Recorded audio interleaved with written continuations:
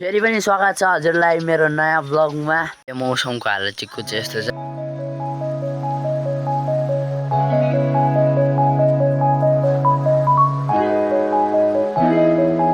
असार लाग्ने आँटो नि त, त्यही भएर असार लाग्ने आँटो, त्यही भएर पानी रद्दै पर्दै मौसमको हालत चाहिँ कुछ यस्तो। भ्यू पनि खत्रै आउँछ फेरि पानी परेको हेरेर चाहिँ। आज चाहिँ म फेरि खेत खन्न जाँदैछु, त्यसैले भिडियोलाई लास्टसम्म हेरिदिनु होला।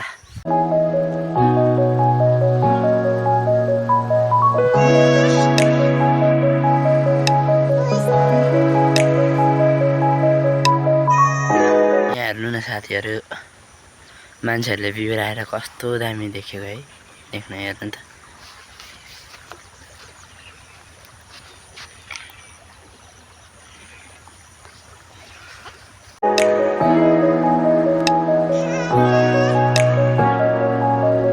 सो फाइनली म चाहिँ मेरो खेतमा पुगिसकेँ। यही हो ऊ तल खन्नु छ भने चाहिँ दुईवटा घरा मात्रै छन्।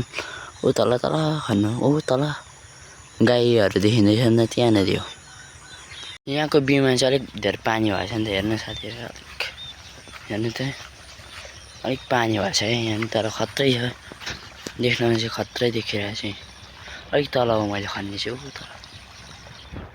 साथीहरू, मेरो चाहिँ क्यामेराम्यान छैन, एडजस्ट गरेर हेरिदिनु होला है।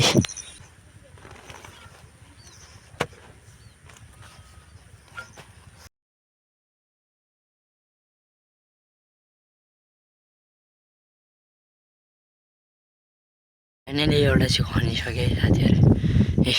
अब अर्को लास्ट एउटा छ, गरिँदो पऱ्यो। अब एकछिन रेस्ट गर्ने हो।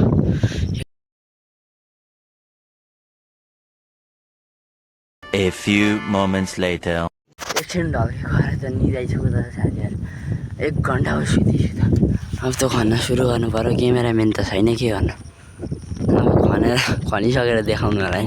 अब खन्दै गएर क्यामेराम्यान पनि छैन, यता कतै अडियो भने ठाउँ हुन्छ, हेरिदिनु होला। अहिले मैले चाहिँ यो दुइटै सबै खनिसकेँ, कम्प्लिट गरिसकेँ।